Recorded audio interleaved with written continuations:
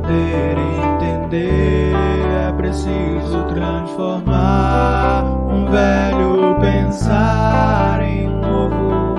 Então, pra buscar florescer, é preciso ceder do limite, libertar-se do apego. O amor é muito mais sentido que pensar, é escutar, aconselhar, é entender e aprender. Ajuda a construir o que está por vir. Saber calar, renunciar, nos faz viver e agradecer.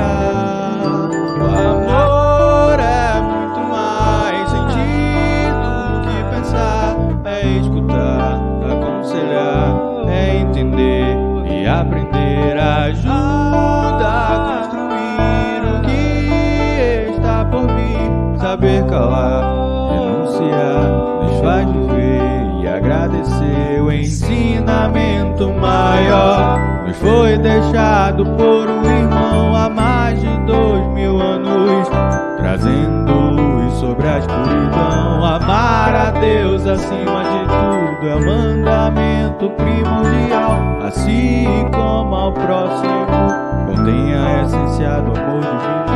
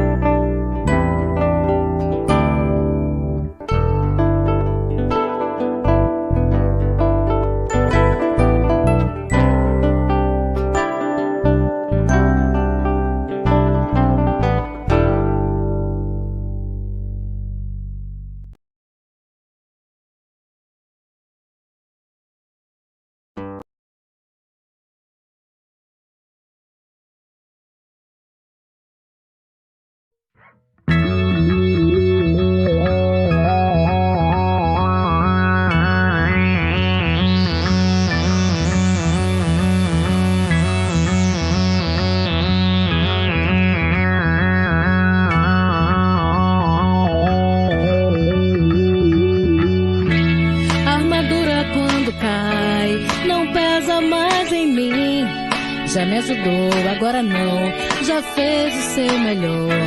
No tempo se quebrou, de tanto desgastar. Despedaçou, aliviou, me fez iluminar. Nascer, nascer, nascer do sol, um pleno despertar.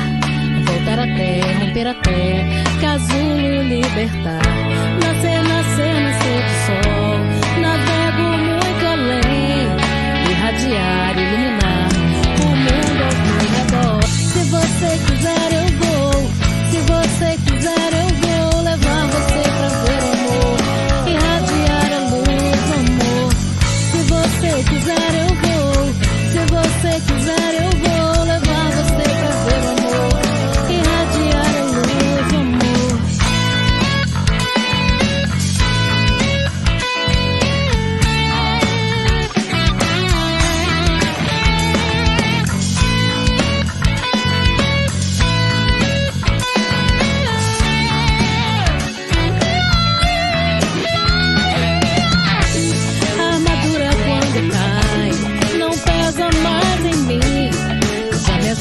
Agora não, já fez o seu melhor. No tempo se quebrou, de tanto desgastar.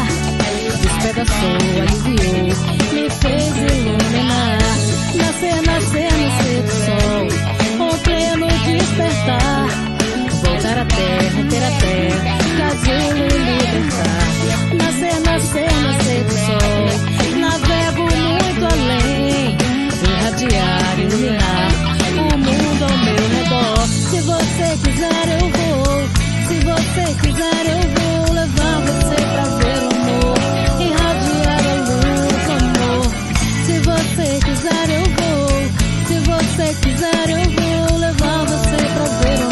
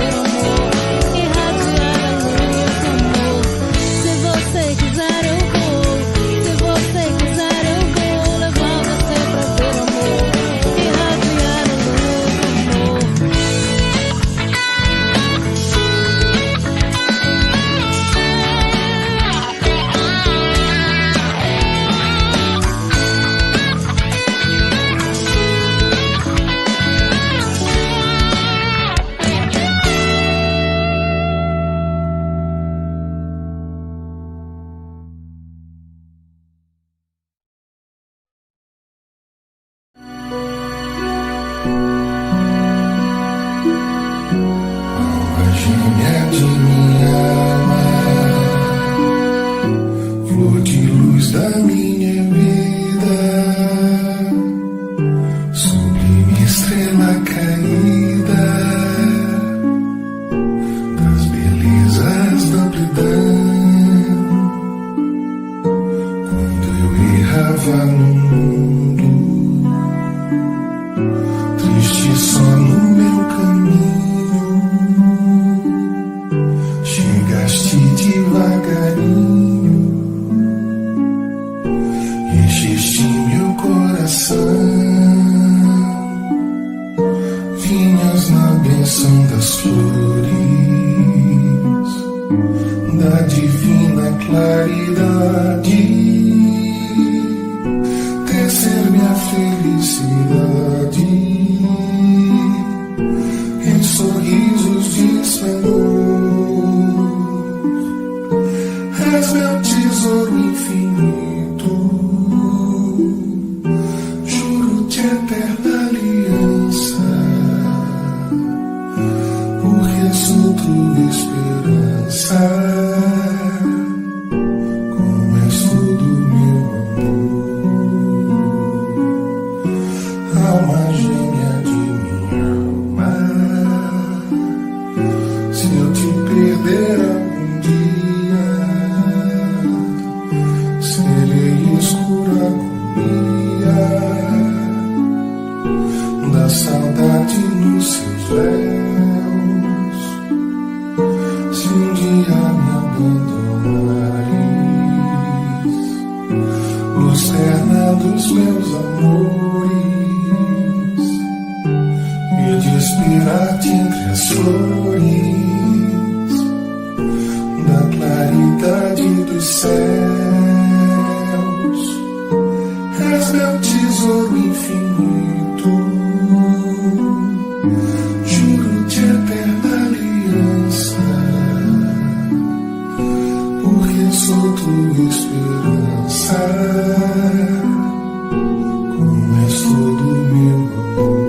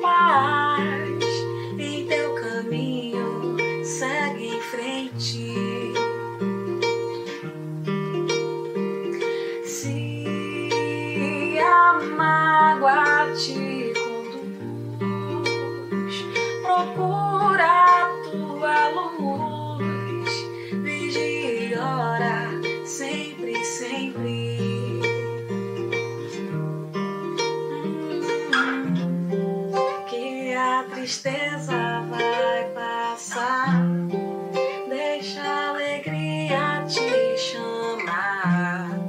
Vamos desvendar todo teu véu e admira mais o céu.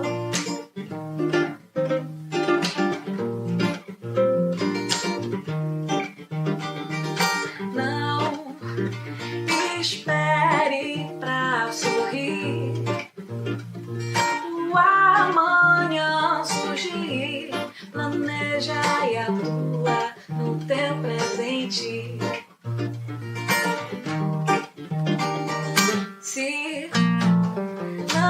sementes teu olor e planta uma flor no grão jardim de tua mente.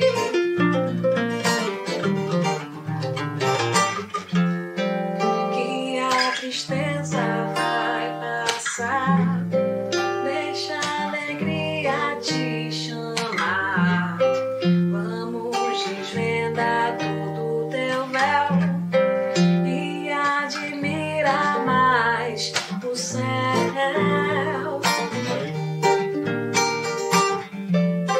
Que a tristeza vai passar, deixa a alegria te chamar. Vamos desvendar todo teu véu e admirar mais o céu. Yeah, yeah, yeah, yeah, yeah. Hey, yeah, yeah, yeah. Hey, yeah, yeah, yeah. Hey, yeah, yeah, yeah. Hey, yeah, yeah, yeah. Hey, yeah, yeah, yeah. Hey, yeah, yeah, yeah.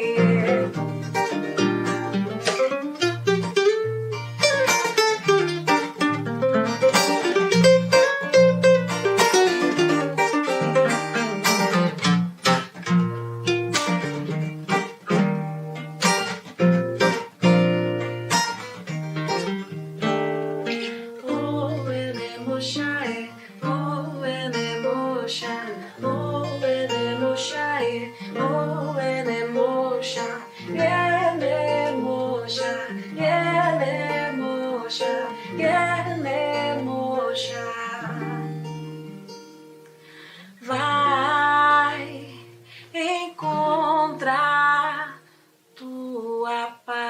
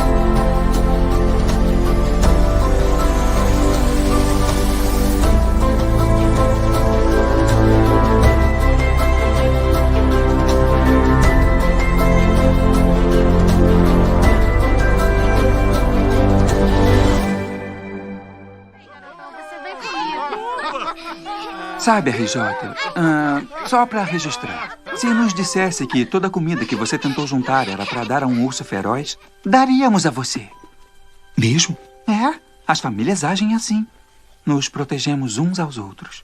É que eu nunca tive uma família. Eu sei, mas acredite, esse é o caminho para uma boa vida. Pena que não disse isso mais cedo. Foi falha de comunicação. Acontece nas melhores famílias. O que me diz? Quer fazer parte dela?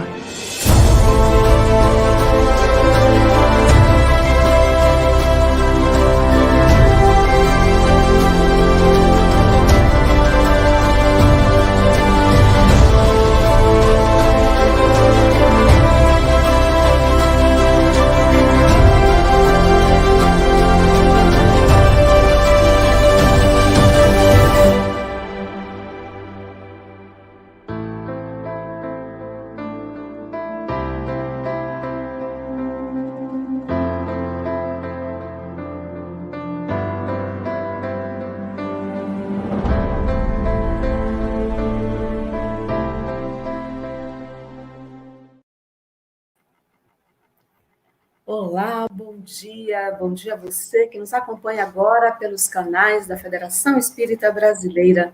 Eu sou Rita de Cássia, da área da família da Federação Espírita Amazonense, e é uma grande alegria termos você aqui conosco neste evento que comemora a implantação dos 5 anos da área da família na Federação Espírita Brasileira, e nós estamos aqui com o tema geral, Família, uma jornada de amor. Não é isso mesmo, Alexandre? Bom dia para todos. É um prazer estar aqui também. E a todos vocês que nos assistem nesse momento, eu também sou da área da família, da Federação Espírita Amazonense, e com essa mesma alegria que hoje abrimos esse evento, e serão 2 lives no dia de hoje. Então, agora pela manhã, com Alberto Almeida, abordando o tema Família, uma escola de amor, e à tarde com Jorge Alahá, abordando o tema Família com Jesus. É isso mesmo. Então, essa programação ela contempla lives em 5 blocos, e nós começamos, nós, da equipe da Comissão Regional Norte, começamos hoje esse primeiro bloco de live, né? E essas lives vão acontecer ao longo do ano de 2021, conforme o calendário já divulgado. E é importante você saber, que nos acompanha, que a culminância vai ser no mês de outubro pela FEB. Você vai encontrar maiores informações no Instagram da área, @família.cfn. Então agora, dando prosseguimento, nós ouviremos a mensagem do nosso presidente da Federação Espírita Brasileira, o senhor Jorge Godinho. Muito bom dia a todos que nos escutam, nos assistem e nos ouvem neste momento. É com muita alegria que participamos deste momento em que a área da família comemora 5 anos de labor no movimento espírita brasileiro, haja vista de que antes deste período tivemos iniciativas em algumas federativas com mais tempo, trabalhando as questões voltadas à área da família.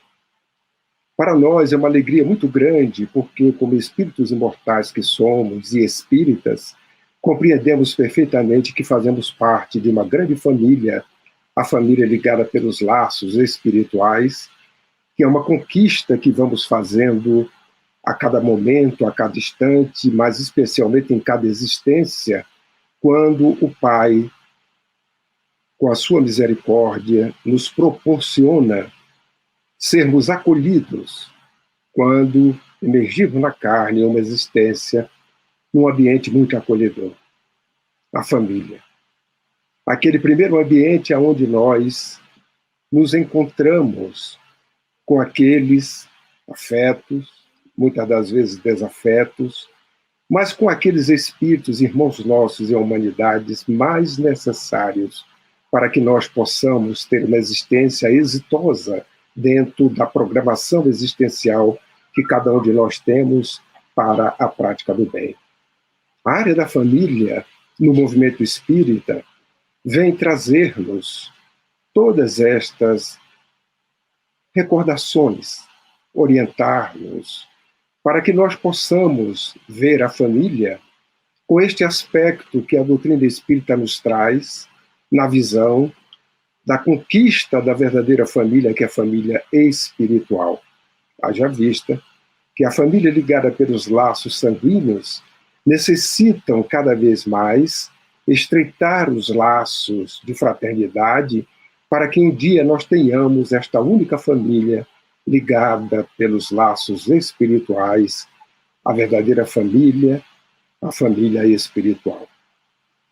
Por isto, nós parabenizamos a todos que nestes dias, e em especial neste dia, estão realizando eventos para que possamos, desta forma, comemorar nossa maneira, de uma forma muito singela, mas naturalmente trazendo as orientações que vertem do alto pelas falas que nós iremos ter durante o dia, para que possamos, desta forma, estreitar cada vez mais os nossos laços de amizade, de fraternidade, vendo-nos na família, a família que nos acolhe numa existência como espíritos imortais, juntos, para que a união, a fraternidade se faça neste acolhimento que começa com o carinho dos pais e depois com a amizade e a fraternidade daqueles que compõem a constelação familiar, estendendo-se cada vez mais pelos parentes, os amigos, dos pais, os avós e assim por diante, até chegar à sociedade, que se encontra um pouco mais distante nesse sentido de ligação, para que nós possamos, na nossa existência, vermos-nos como irmãos em humanidade, por sermos filhos de Deus. Que Deus nos abençoe, nos ajude cada vez mais a compreender a família nesta visão mais ampla, mais cósmica, para que possamos estreitar os laços entre nós, seja da família ligada pelos laços sanguíneos, da verdadeira família ligada pelos laços espirituais, para que juntos possamos construir este grande rebanho, o único rebanho, com o pastor, guia e modelo da humanidade, que é Jesus. Parabéns a todos, que tenhamos um dia muito exitoso de trabalho, mas também de meditação sobre as coisas que nos serão reveladas. Muita paz. Muito bem, então nós agradecemos as palavras e as reflexões do nosso querido presidente Jorge Godinho, que possamos ter realmente um dia intenso, um domingo família, né? E nós vamos apresentar então o nosso convidado de hoje, da manhã de hoje, nosso querido Alberto Almeida, que chega para somar nesta atividade da manhã, ele que é do Grupo Espírita Jardim das Oliveiras, lá em Belém do Pará, e também o nosso expositor, né, nacional, tantos momentos juntos, né, Alberto? E ele conversará conosco hoje pela manhã com o tema Família, uma escola de amor. E após a exposição, você que nos acompanha por todos os canais disponíveis, poderá fazer as suas perguntas ao Alberto, pelo YouTube, pelo Facebook. E assim, sem mais delongas, seja bem-vindo, Alberto Almeida. Por favor, possa nos brindar aí com a sua exposição no dia de hoje.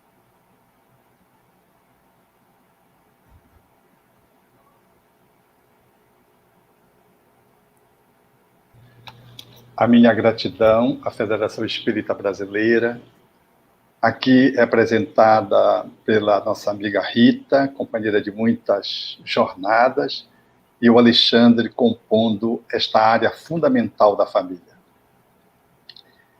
A questão 775 de O Livro dos Espíritos propõe que seria para a sociedade se houvesse o relaxamento dos laços de família. A resposta que os espíritos ofereceram foi simples, curta e profunda. Seria uma recrudescência do egoísmo.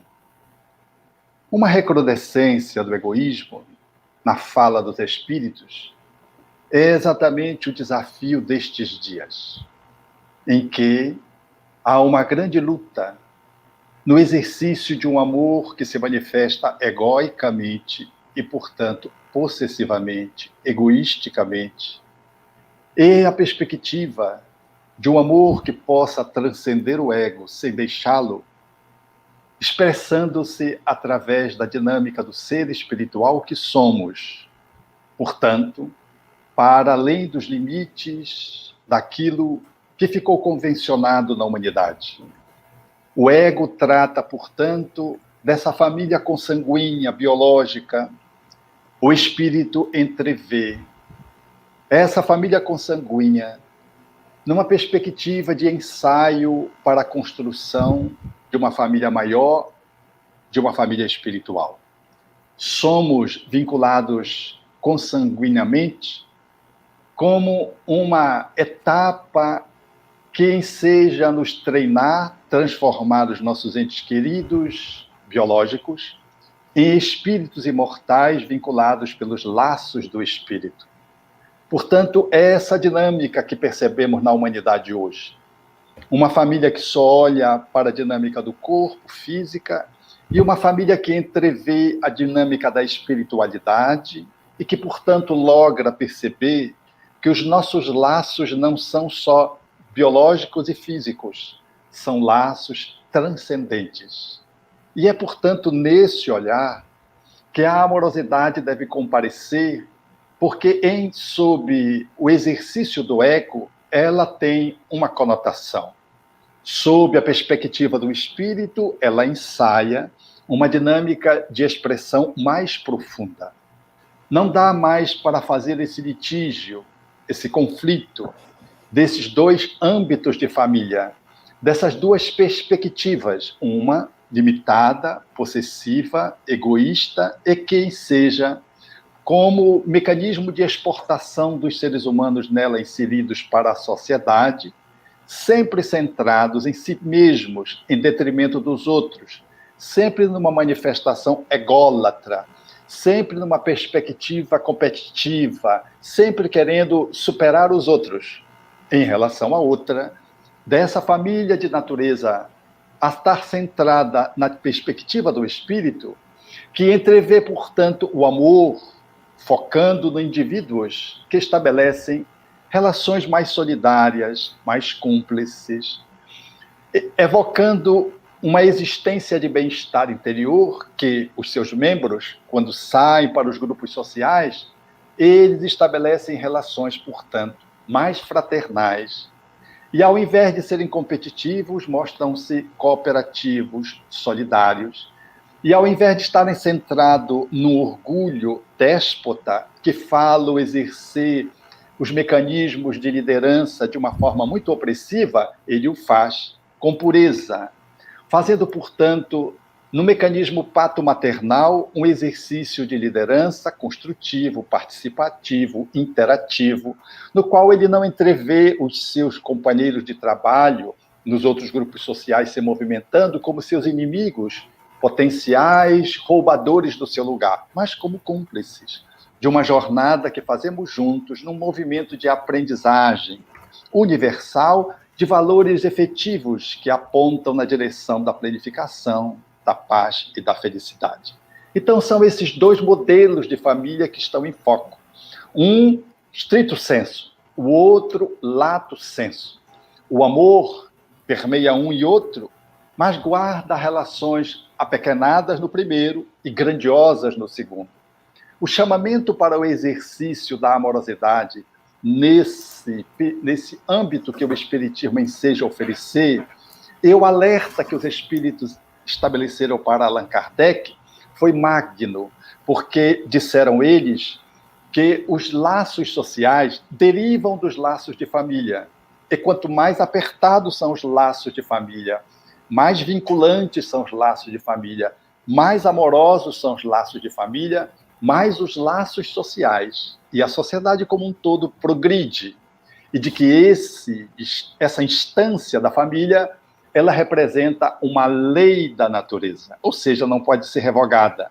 Ainda que tentemos destruir a família, ela está no bojo cósmico. E, portanto, quando ela é olhada sob esse horizonte, nós vamos entrever nela a matriz de uma sociedade mais justa, igualitária, fraterna, solidária, plena, ensejando que possamos nos amar uns aos outros, como irmãos, afirmam os espíritos Allan Kardec na questão 774 dessa obra notável.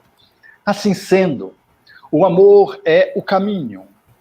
Mas, como toda trilha, ele precisa de balizamentos. E o balizamento dessa trilha, para que possamos nos movimentar com equilíbrio, está expresso em leis, que o Espiritismo faz uma interface com o que a ciência, a pesquisa e os processos educativos colocados no mundo ensejam numa grande sintonia, numa grande interlocução, ensejando-nos, portanto, compreender de que no caminho do amor, o balizamento se faz como lei natural da vida através de princípios que devem regular a nossa movimentação em família para que esse amor não seja pequeno, seja grandioso, ele não seja egóico, ele seja espiritual, espiritualizante, crístico. É nessa perspectiva que esses princípios que balizam o caminho da amorosidade em família apontam para a justiça, apontam para a solidariedade, apontam para a cumplicidade, apontam para a espontaneidade, apontam, portanto, para a autenticidade e a liberdade.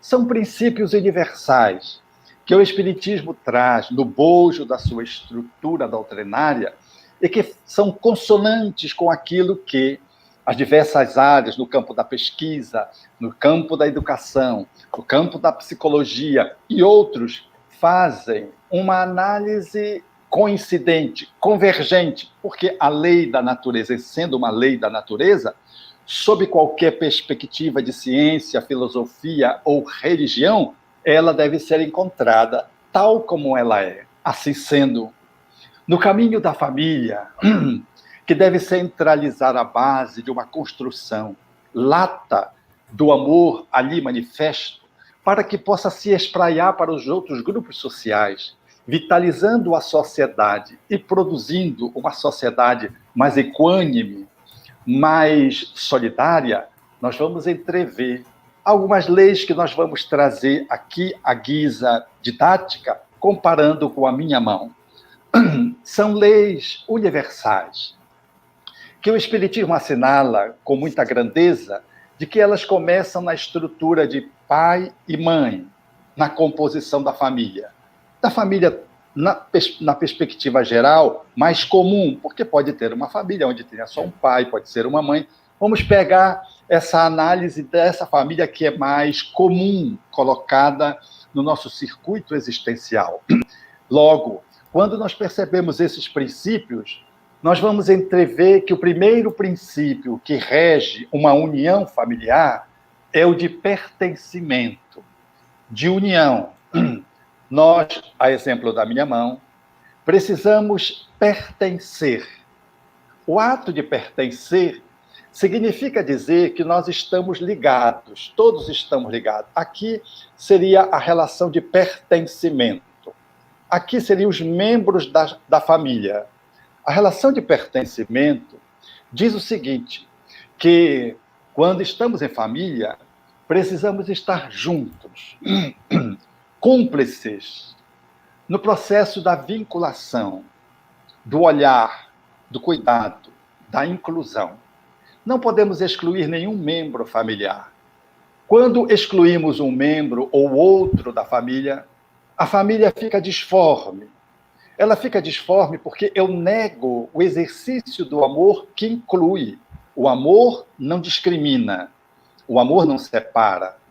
O amor não deve esquecer entes queridos.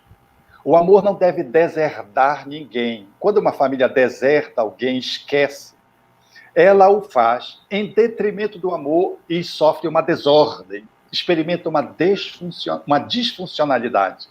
Então, o exercício do pertencimento é o exercício da pertença, da vinculação, da cumplicidade que nós precisamos experimentar em família, incluindo todos, dando ensejo para que todos possamos ser vistos, incluso com os fatos que nos envolvem, com as situações que nos envolvem. Se um membro da família, por exemplo, usa droga, eu não posso excluí-lo porque ele usa droga, mas eu também não posso incluí-lo sem admitir que ele usa droga, porque eu excluo a droga que ele está vigente, está usando, está em tratamento, mas eu não falo. Então eu faço o movimento de exclusão de um pedaço dele, ou eu faço a vinculação dele sob uma perspectiva de preconceito, porque ele não está funcionando como os outros membros da família. Isso é uma forma de exclusão pela metade. Eu não incluo ele totalmente. Ele está, mas não está. Se alguém se separa em família, eu posso incluir ou não esse membro da família como uma mãe, por exemplo, porque ela separou do meu pai. Se eu não incluo, eu estou exercendo um amor que discrimina, porque ela separou ou porque ela se vinculou a uma outra pessoa. Então, este amor, ele nega, portanto, o pertencimento. Se um membro da família, por exemplo, um pai se suicidou, e eu não incluo porque ele se suicidou, ou eu incluo, mas eu nego o poder tratar da dinâmica de como ele desencarnou, eu estou fazendo um movimento de exclusão dele, ou de inclusão parcial. Essa família como que não dá conta de tratar de que esse pai, ele não deu conta, experimentou uma doença, cometeu suicídio, e eu não trato, eu não cuido, então fica como um segredo, ou algo que todo mundo sabe, mas ninguém fala. Então, é um mecanismo de negação, de exclusão de uma parte da vivência de um ente querido. Uma família tanto mais saudável, quando ela faz o acolhimento do pertencimento de todos os seus membros. Quando eu, portanto, dou sentido para que cada um se sinta parte do jeito que é, com as suas características, com as suas idiosincrasias, com as suas histórias, mesmo que eu não concorde, mesmo que eu tenha ressalvas. Mas eu tenho ressalva em relação à conduta, não em relação à pessoa. Eu acolho-a e trato as questões que ela traz. O filho, o pai, o casal. Então, esse é o sentimento de pertencimento. Nós precisamos nos sentir parte. Nós não podemos excluir ninguém. Se nós excluirmos, nós corremos o risco de estabelecer relações que vão determinar movimentos de conflito no circuito da família, que ainda que não apareçam, ficam no inconsciente da família se movimentando.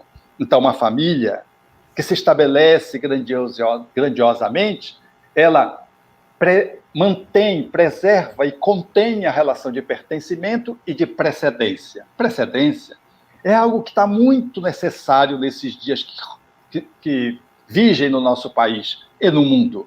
É de que o valor está naquele que vem antes, de que eu tenho que observar quem vem antes sobre quem vem depois. Os pais, aqui simbolizados no polegar e no indicador, eles vêm antes dos filhos. Eles casam, depois eles vão tendo os filhos. Suponhamos aqui 3 filhos. Esses pais são precedentes. Então, há uma autoridade funcional dentro da família estabelecida por pais. Os filhos vêm depois deles. E, portanto, devem observar a autoridade, que deve estar centrada numa amorosidade.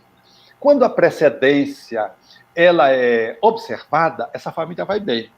Mas quando os filhos não observam a precedência e querem mandar nos pais, ou querem fazer uma, entre aspas, democracia familiar, onde tudo se discute e se vota, os 3 filhos, naturalmente, vão votar com uma facção, tudo que eles querem, em detrimento dos 2, que serão votos vencidos dentro de uma família. Isso é a subversão da ordem. A ordem do amor é os pais tiveram os filhos. Eles estão em cima, os filhos estão embaixo. Há uma precedência. E essa precedência precisa ser observada. Se não observada, esses filhos do campo do exercício do amor experimentam a deformidade da amorosidade e não aprendem a respeitar a autoridade. E quando sai à escola, não respeita o professor. Quando sai à rua, não respeita uma pessoa de mais idade. Não respeita uma pessoa de uma autoridade no seu trabalho, seu chefe hierárquico, funcional, não respeita. Porque em casa aprenderam a não respeitar os pais. Então há uma ordem hierárquica dentro da família que baliza o exercício do amor, expressa dos pais em relação aos filhos que são precedentes. Eles vieram primeiros. Eles é que estão engajados no processo da educação. No planejamento que fizemos no mundo espiritual para esta encarnação, eu sou o pai e eu sou mãe. Eu tenho, portanto, um compromisso de encaminhar os meus filhos, de educá-los, de formatar os caracteres, incutir hábitos na proposta kardeciana, na questão 685, que é o processo educativo. Então, só posso fazer isso se eu tiver a tutoria, se eu tiver a autoridade, se eu estiver no comando do processo familiar. Isso é a ordem do amor que precisa ser preservada. Há que ter pertencimento, todos nós fazemos parte, e há uma precedência. Os pais vieram primeiro, precisam ser considerados. Do mesmo jeito, os filhos têm uma precedência, o mais velho, o menos e o caçula. Aqui há uma ordem de surgimento, e a gente tem que considerar isso dentro da ordem do amor, posto que o mais velho tem o compromisso de, em sendo mais velho, auxiliar o mais novo e assim sucessivamente, e ser respeitado dentro dessa ordenação. Portanto, esse é uma das leis que regem a família, que prevê de que todos precisamos estar unidos, respeitando os nossos pais, considerando que eles são os nossos educadores. Um segundo ponto que modela, estrutura, uma família que se coloca de uma forma amorosa como escola para que os seus membros saiam e vivam dos outros grupos sociais, o exercício, portanto, dos valores fundamentais, cósmicos, que devem ensejar o progresso da humanidade. O segundo princípio é da reciprocidade e da equidade. A reciprocidade diz que duas pessoas que estão no mesmo nível, o casal, eles devem aprender a dar e receber. Quando um casal só um dá, o outro recebe, há um desequilíbrio nessa relação. O relacionamento é de pareamento. São duas pessoas diferentes, eu botei aqui a mãe mais gordinha e o pai mais fininho, mas é apenas para dar mais sentido para a mãe, porque o polegar e o indicador no cérebro, eles têm um correspondente mental magnífico. E o dedo, que tem o maior componente de representatividade orgânica neurológica no nosso sistema nervoso central, é o polegar. Então, as mães estão mais gordinhas, mas são mais importantes do cérebro. Aqui nesse exemplo didático aqui improvisado. Então, o polegar e o indicador representam essa atitude que nos caracteriza como seres homo sapiens sapiens e nos ensejam a magnífica relação de preensão, de fazer o processo de juntar um com o outro e fazer esse movimento, que é o movimento fundamental no exercício da mão. Se um desses não estabelecer consonância com o outro, nós vamos ter um prejuízo na relação de conjugalidade. Dois cônjuges não pode ser um mais do que o outro. Eles são diferentes, mas tem que estar na mesma plataforma, na mesma linha de relacionamento. Não pode ser um sobre o outro, ou sobre o outro, no sentido do poder, no sentido do valor. O casal é um casal, é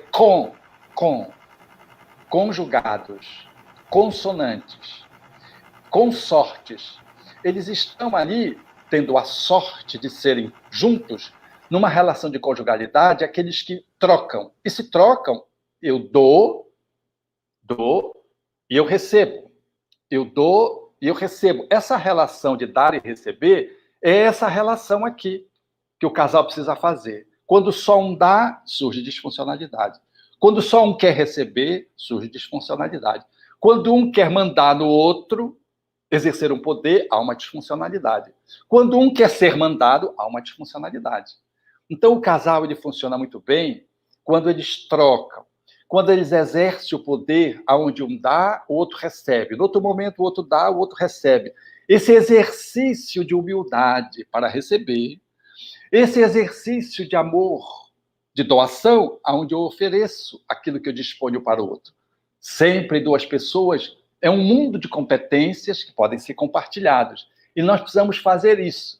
Todas as vezes que alguém, na relação de conjugalidade, quer se sobrepor, cria uma distorção e não consegue fazer isso aqui.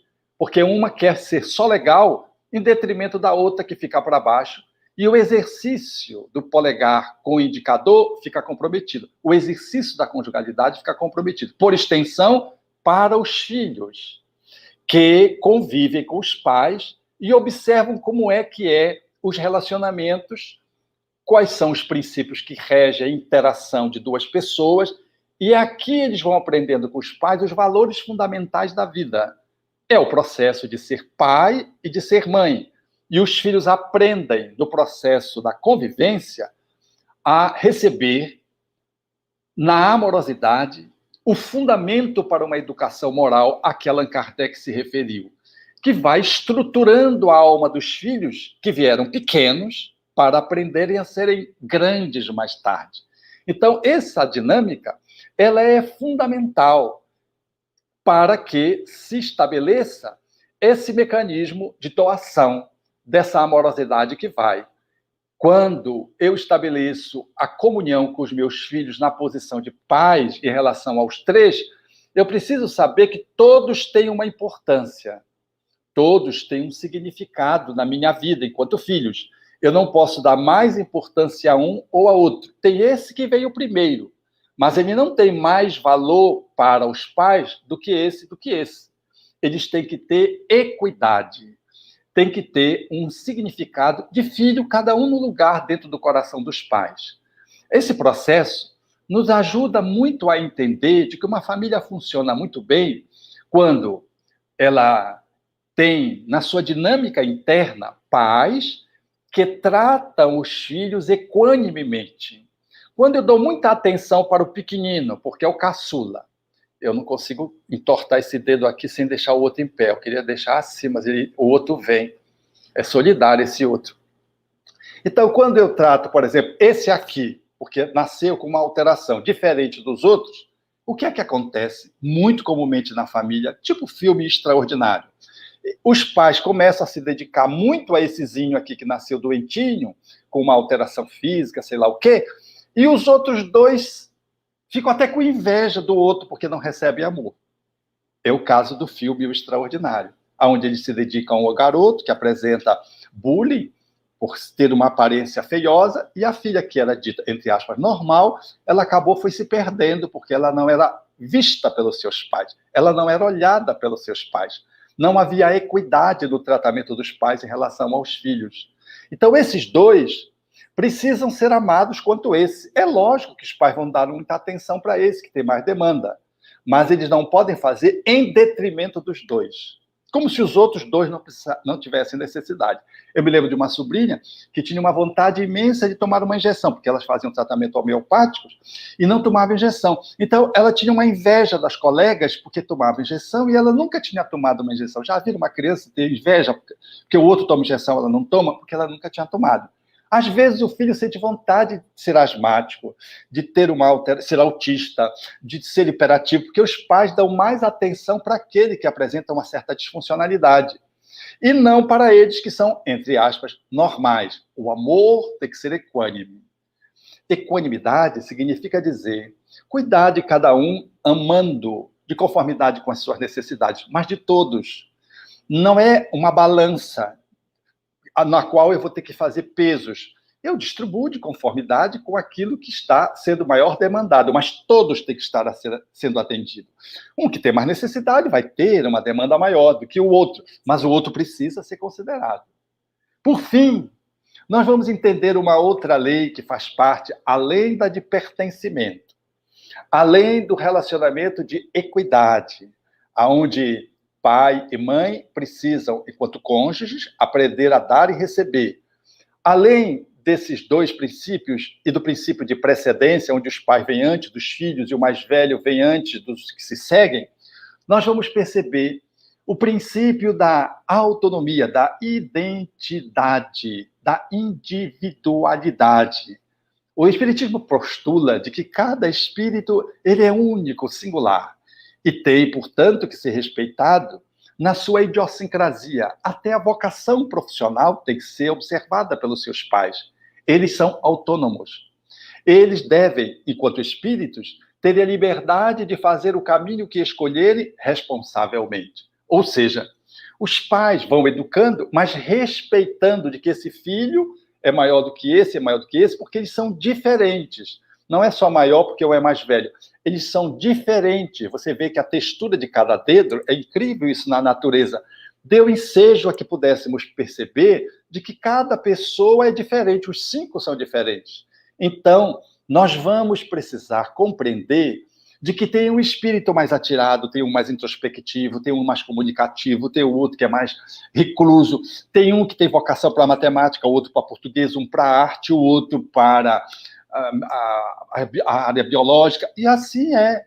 Tem um que tem uma tendência para a honestidade inata, tem um outro que tem uma tendência para levar vantagem em tudo e passar para trás a todos. Nesse viés, nós vamos, portanto, ter que considerar que é um princípio da organização amorosa, do caminho que a família está fazendo no amor, e que expressa o amor quando os pais atendem cada filho como um espírito reencarnado, vasculhando-lhe as entranhas, perscrutando-lhe as tendências e as inclinações, e facultando-lhe estimular aquilo que é bom e transformar aquilo que não é tão bom ou é desagradável. Essa movimentação, portanto, faz com que os pais respeitem a autonomia de cada ser. Os filhos, por sua vez, precisam compreender de que eles são espíritos individualizados, singulares, criados por Deus numa edição única, e de que eles não têm que ser uma fotocópia do pai ou da mãe, porque os pais têm as suas encrencas, e alguns são muito encrencados. E se o filho vai reproduzir o pai, ele reproduz as encrencas do pai. Se o pai bebe muito, ele passa a beber, para poder, pela afinidade e pela modelação, ele reproduz o pai. E se ele não gostar, porque o pai bebe e agride a mãe, ou verbalmente, e às vezes até nos empurrões, ele se interpõe entre os dois, mais tarde, ele é capaz de fazer a mesma coisa que o pai fazia, num movimento de identificação da criança que vai crescendo e vai sendo educada, ou seja, deseducada, introjetando comportamentos malsãos, que a pessoa rejeita, mas que ela não dá conta de trazer para a consciência com muita lucidez. Então, por amor deformado, ele reproduz a atitude do pai. Mais tarde, aquilo que ele criticava do pai está fazendo a mesma coisa que o pai fazia, perdendo a sua identidade, a sua autonomia, copiando o pai, refazendo o comportamento do pai. Às vezes, querendo honrar o pai, tendo o comportamento dele, de uma forma totalmente patética. Ou então, ele faz um caminho exatamente o oposto. Ele passa a ter ódio de toda pessoa que bebe. Uma pessoa botou uma bebida na boca, ele já sai do grupo. Ele não consegue conviver com ninguém que beba socialmente. Eu não estou falando de alcoólatras. Ele não consegue, porque ele viveu com um pai alcoólatra. E ele passa a combater e a tratar mal toda pessoa que faz um drink, que faz, por exemplo, numa refeição, que está tomando vinho, ele já se insurge com a pessoa e agride. O que é que ele está fazendo? Ele está dominado pela figura do pai, introjetou a figura do pai, não está sendo ele completamente, e reproduz o pai às avessas. Ao invés de ele ter o mesmo comportamento, bebendo tanto quanto o pai, ele reage e atua contra as pessoas que representam o comportamento do pai. Ou seja, ele está enganchado no pai, ele não está sendo ele. Assim, também, para todos os outros comportamentos. Quando é positivo, menos mal. Quando é positivo, negativo, horrível. Eu digo menos mal quando é positivo, porque a gente, às vezes, reproduz uma coisa positiva do pai, mas ela não é nossa. A gente segue a profissão do pai, mas não é a nossa profissão. Nós não reencarnamos para isso. Aí a gente seguiu o escritório do pai, porque a gente admirava o pai, que era um bom advogado famoso na cidade. Aí a gente vai ser advogado. O escritório está pronto, o pai estimula. Os pais acham que sempre os filhos têm que seguir os seus passos, incluso na perspectiva profissional. Aí ele vai, em nome do amor ao pai, ser advogado. Péssimo advogado. Vai trabalhar e vai ser um advogado fracassado ou corrupto, sei lá, porque ele não tem jeito, ele não reencarnou, se afastou da missão, ele nasceu para ser artesão, vai ser um excelente artesão, vai ser um artista, enfim, vai ser alguma outra coisa para o qual ele reencarnou. Ele abre mão da sua individualidade para ser uma cópia michuruca do pai, às vezes distante do pai, em nome de um amor, em nome de uma lealdade tola. A lealdade que temos que ter aos pais é de absorver deles o que é bom e dar, na nossa existência, um lugar positivo do nosso jeito. É trazer dos nossos pais os seus valores positivos e deixar com os nossos pais as coisas negativas que lhes pertencem. Todas as vezes que nós nos relacionamos com os nossos pais, e o Espiritismo é soberano nessa análise, nos chamando a atenção para que possamos fazer o autoencontro no estudo de nós mesmos, tal como Santo Agostinho propõe, para que possamos nos desentranhar das negatividades dos nossos pais e introjetar as positividades segundo a nossa própria idiosincrasia, a nossa própria espontaneidade, a nossa própria identidade, a nossa própria autenticidade. Porque senão não será nosso, será o pai, será a mãe. Mas quando eu trago para mim, e vou pegar um exemplo positivo, para não ficar só no negativo. Suponhamos que o pai seja uma pessoa, por exemplo, muito dativa, seja uma pessoa muito generosa do ponto de vista do trato com as pessoas, do cuidado com as pessoas. Se o filho copia isso, tudo de bom. Mas se ele copia só porque o pai fez sem dar a cara dele, ele vai ser um arremedo do pai, mas é uma generosidade que não convence. É uma doação que ele faz, mas não faz assim. A cara faz com sacrifício, com muito esforço.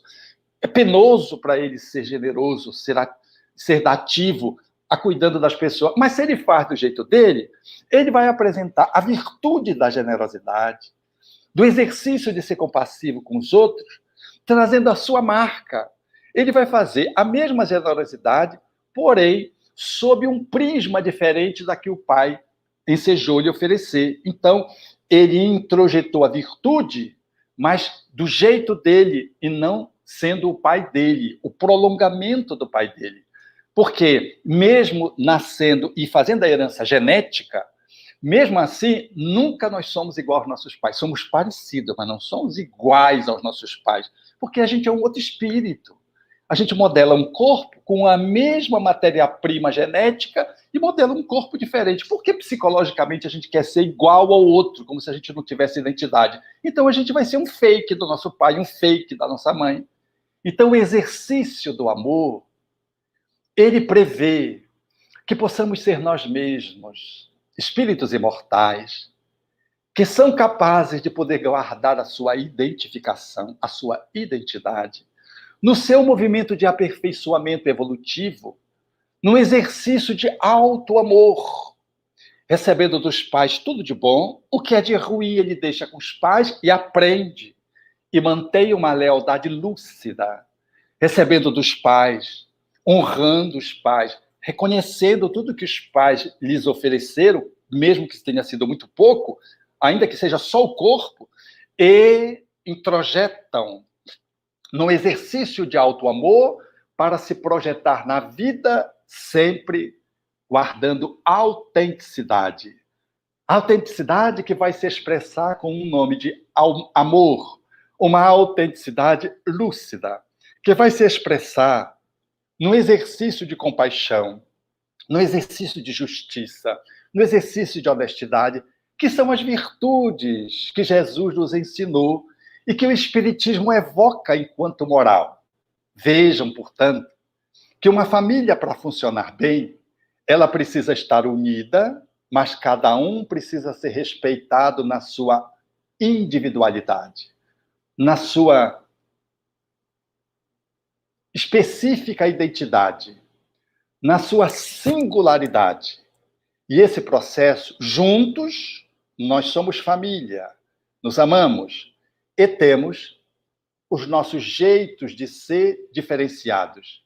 Respeitamos os nossos pais, que se amam e trocam para poder fazer esse movimento de exercício de funcionalidade do amor equitativamente, reciprocamente. Um dá, o outro recebe. Um recebe, o outro dá. Esses exercícios, essas três conformações, elas são balizamentos para que um lar funcione muito bem.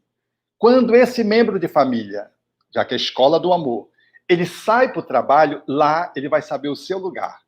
Ele vai saber respeitar as autoridades, vai saber ser ele, não vai se embolar com o chefe, não vai tentar, se ele for o chefe, excluir alguém que não pensa como ele, fazendo um movimento, deletando, porque numa atividade profissional, quando a gente deleta alguém, o grupo, a equipe, o time, a empresa não fica bem. Todos pertencem, então todos precisam pertencer agora ao trabalho, ao grupo espiritual, religioso, comunitário, ao grupo de amigos. Se eu deleto um amigo da relação, ou se eu excluo, esse grupo de amigos, ele fica sistemicamente funcionando inadequadamente. Um grupo de amigos, eles só funcionam se todos forem incluídos e forem respeitados na sua individualidade. Senão, eles não funcionam. Mas onde a gente aprende isso? A gente aprende no lar, que é a escola. A escola da vida é o lar. É lá que nós aprendemos a respeitar um professor, mesmo que ele se equivoque. É lá que nós aprendemos a respeitar um chefe, mesmo que ele seja tirânico. Eu não preciso, em nome da tirania, me colocar submisso, mas eu não vou reagir e tentar lidar com ele guardando uma relação de violência tanto quanto ele apresenta para mim. Eu não vou fazer um boicote numa violência surda para corresponder à violência que ele me dá. Mas onde é que eu aprendo isso? Em casa, no lar, quando meu pai foi injusto. Como foi que eu reagia? Se eu fui excluído em casa, numa injustiça, num tratamento de equanimidade onde os pais me excluíram, no trabalho eu vou agir do mesmo jeito, ou excluindo os outros, ou não suportando ser excluído, ou me auto-excluindo do grupo. Todas as vezes que tem a festa da empresa, eu nunca participo, porque eu não me sinto parte, porque eu não me senti parte lá no lar. Nós replicamos o que somos em casa, em todos os lugares para onde nós vamos. No centro espírita, a gente faz a mesma coisa. Se a gente subverte a autoridade, no centro espírita a gente não quer saber quem é diretor, quem não é diretor, a gente vai passar por cima. Passa por cima em nome de quê? Que autoridade é essa que você não respeita uma hierarquia funcional? Não é religiosa, é funcional, dentro de uma instituição espírita, que tem um estatuto que rege. Então, mas nós aprendemos tudo isso em casa. Essas leis de amor, elas são sistêmicas, elas servem para mim como indivíduo, para o lar, para o trabalho, para a comunidade e para a sociedade. Quando excluímos alguém da sociedade, por exemplo, os pretos ou negros ou afrodescendentes, quando excluímos os asiáticos, quando excluímos aqueles que detêm a transexualidade ou que se identificam com a homoafetividade, quando nós excluímos alguém porque de um outro país, manifestando uma xenofobia, quando nós excluímos alguém em sociedade, a sociedade está doente. Quanto maior a exclusão, maior é a doença. Mas onde que eu aprendo isso? Eu aprendo no lar. Então, a mudança que o Espiritismo propõe para a regeneração que está à vista é poder transformar-me dentro do lar. Porque o lar, como dizem os Espíritos, é o legítimo exportador de caracteres comuns para a vida em sociedade. É nesse olhar que trouxemos que está a família, que teve a resposta dos Espíritos a Allan Kardec. Aquela que relaxa os seus laços, porque não obedece à lei de amor, à recrudescência do egoísmo. Esses membros vão para a sociedade, desatinados, e promovem a desordem.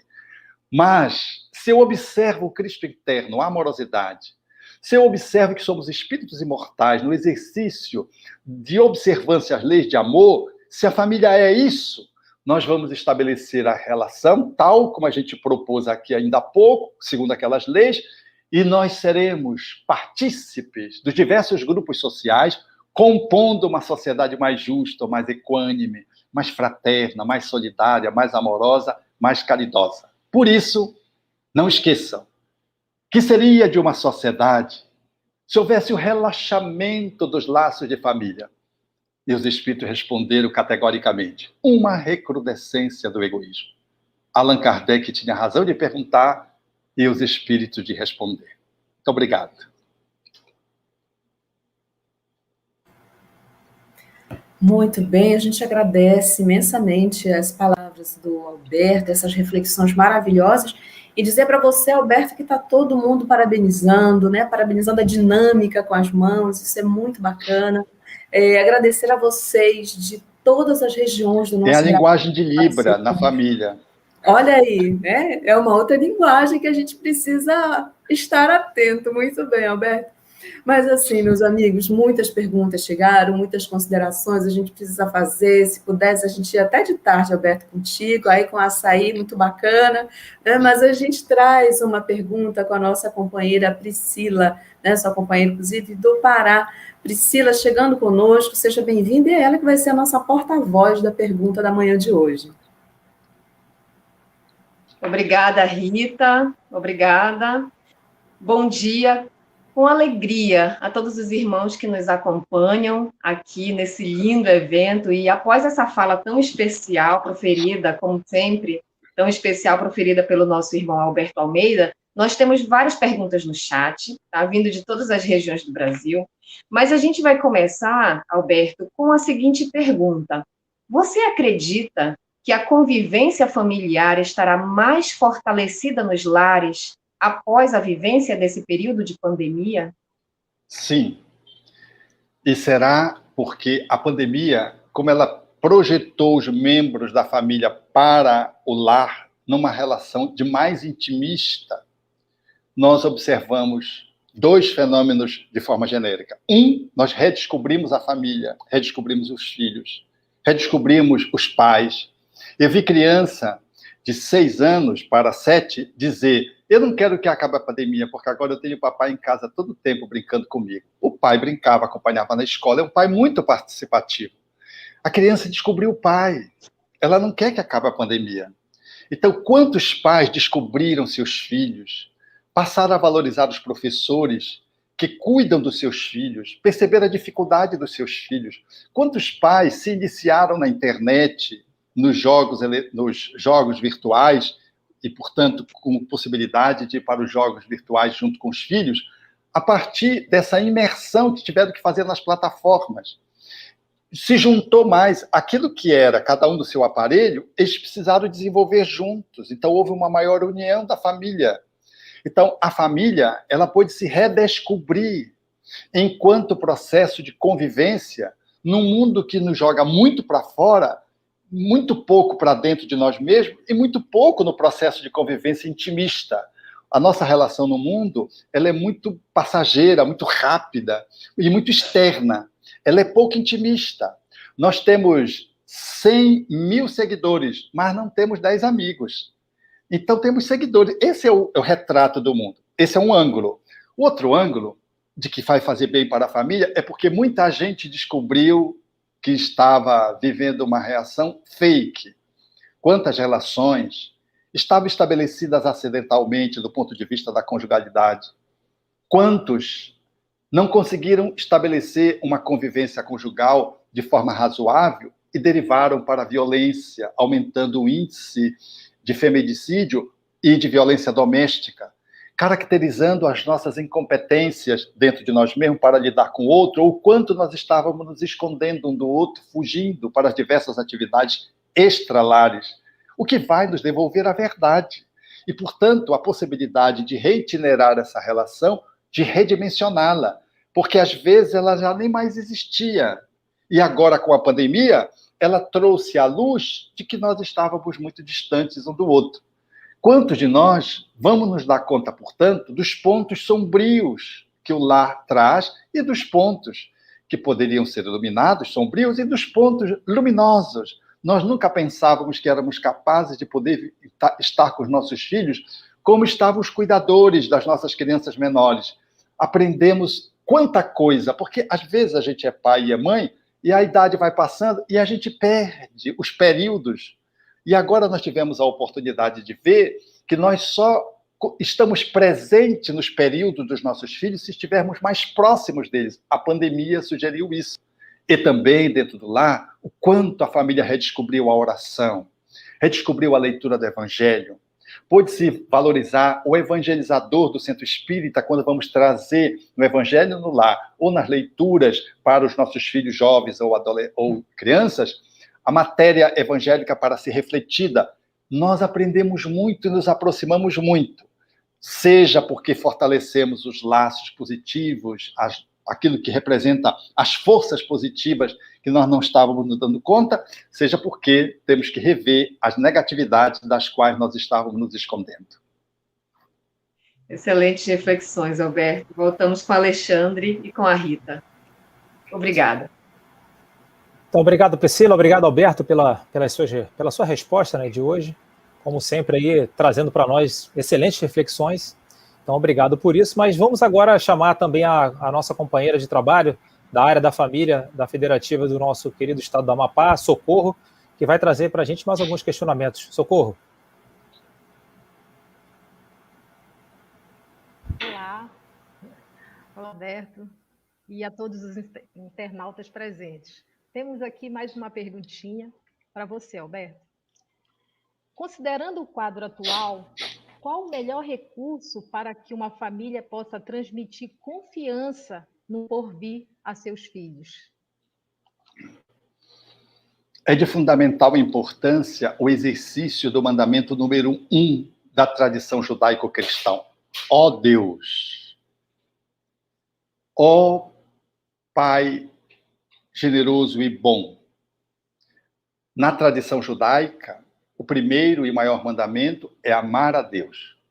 O reconhecimento de que Deus é um só e é o nosso Pai. E que depois, já na tradição cristã, com Paulo de Tarso, aos Éfesos, haveria de dizer: Deus é um só, é o Pai de todos nós, age através de todos nós e está em todos nós. Então, o exercício do amor a Deus, ele é o ponto de partida para que possamos, em descobrindo a paternidade, a patomaternidade divina, podermos estabelecer relações de amorosidade. É a fé espírita que consagra o exercício da caridade, que é a linguagem do amor mais excelente.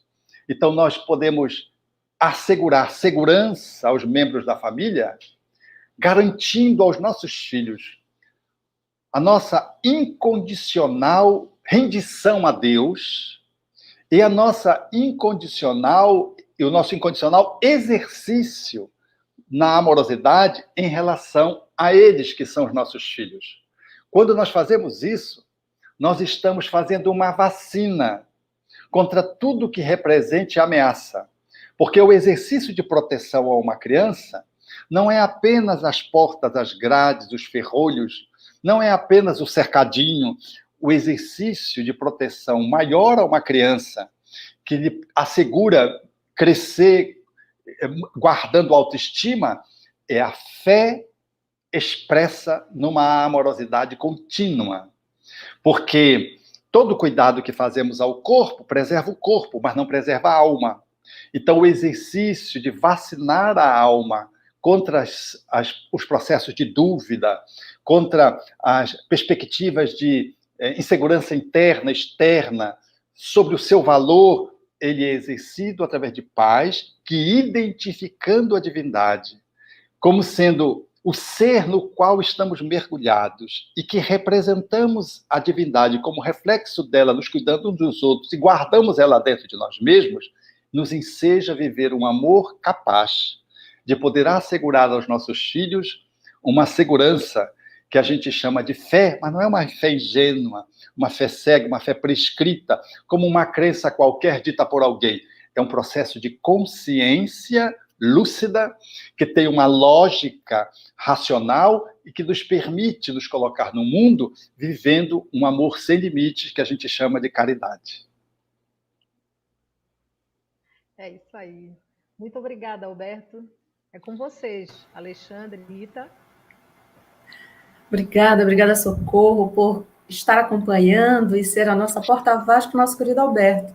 Alberto, querido e companheiros internautas, a gente está chegando no finalzinho do nosso tempo, acredita nisso? Olha, passou, a gente nem sentiu, podíamos ficar até mais tarde, mas a gente chega, então, a esses momentos finais, a gente agradece essas respostas, essas reflexões, tudo que hoje foi construído aqui, né, e dizer, amigos, que esse evento ele é construído também para você, né, para fortalecer, para comemorar esses 5 anos da área da família na FEB, mas também para levar essa mensagem desse espaço tão especial na nossa vida, como o Ben Alberto colocou. Então, a gente chega, né, no momento final da nossa live e passa a palavra de volta para você, Alberto, para as suas considerações finais e dizer a você que mandou a sua pergunta, que as respostas vão estar no Instagram da FEB, né? Então, em breve, você vai poder ver a resposta da pergunta que você mandou para todos nós. A gente te agradece imensamente a sua participação, né, prestigiando aqui conosco, e passa para os comentários finais, as palavras finais do nosso querido Alberto.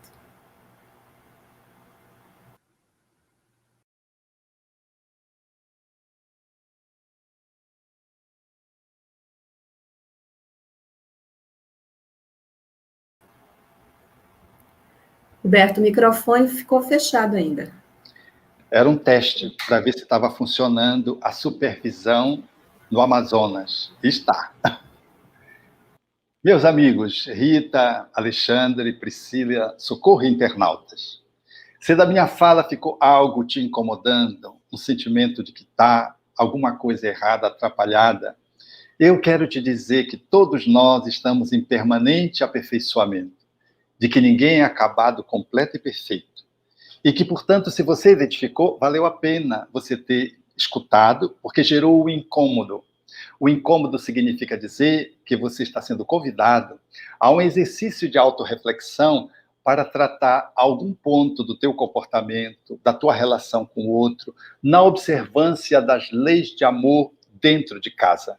E de que tu deves levar em conta esse desconforto, porque ele é sinal de crise, que aponta sempre para a necessidade de uma mudança transformadora no campo do amor dentro da família. E assim, eu quero te convidar a que tu possas colocar uma pitada de amor a mais no teu cotidiano, na tua relação com o teu filho, no cuidado com a tua esposa, com o teu parceiro de caminhada, no cuidado com aquele que te gerou na posição de pai, de mãe, que às vezes convive contigo, na condição de um avô, de uma avó, para aqueles que se foram do ponto de vista físico, na convivência diuturna, mas que continuam fazendo parte da tua família, agora espiritual, um pouco mais de amor por você, todos os dias. Um pouco mais de amor em família é essa vacina que dá de fazer a transformação planetária que tanto desejamos. Aspiramos um planeta de regeneração, aguardando que venha de fora para dentro. Eu, tu, todos nós, somos chamados o processo de construção no aqui e do agora, no exercício de uma amorosidade intimista um com o outro, dentro de casa, ajustando todos os dias, nesse equilíbrio instável que se chama amar, dizendo sim, dizendo não. Nesse equilíbrio amoroso que deves comparecer a cada dia, nos momentos tranquilos, serenos, de céu azul, céu de brigadeiro, ou nos momentos plúmbeos, de ventania, nos momentos de dor, nos momentos de desafios, também o amor. E, sobretudo, nesses momentos, deve comparecer para poder loarizar os nossos corações e aqueles que caminham conosco na construção daquilo que é o amor em família, verdadeira escola que há de poder ensejar, oferecer para o mundo caracteres, pessoas, espíritos que vão agenciar como fermento o equilíbrio nos diversos grupos sociais aonde se movimentarem. Um pouco mais de amor e você está indo muito bem. Bem-vindo ao amor através do desconforto. Alberto, então agradecemos pelas suas palavras, pela sua mensagem, né, nessa manhã maravilhosa. Agradecemos a todos que participaram conosco através dos canais da FEB TV, trazendo as suas mensagens, os seus comentários. Agradecemos, portanto, por esse momento e lembramos que hoje à tarde estaremos de novo, continuando esse trabalho, com o Jorge Alahá falando conosco sobre a família com Jesus. Muito obrigado, então, e fiquem todos com Deus. Abraço, gente. Tchau, tchau.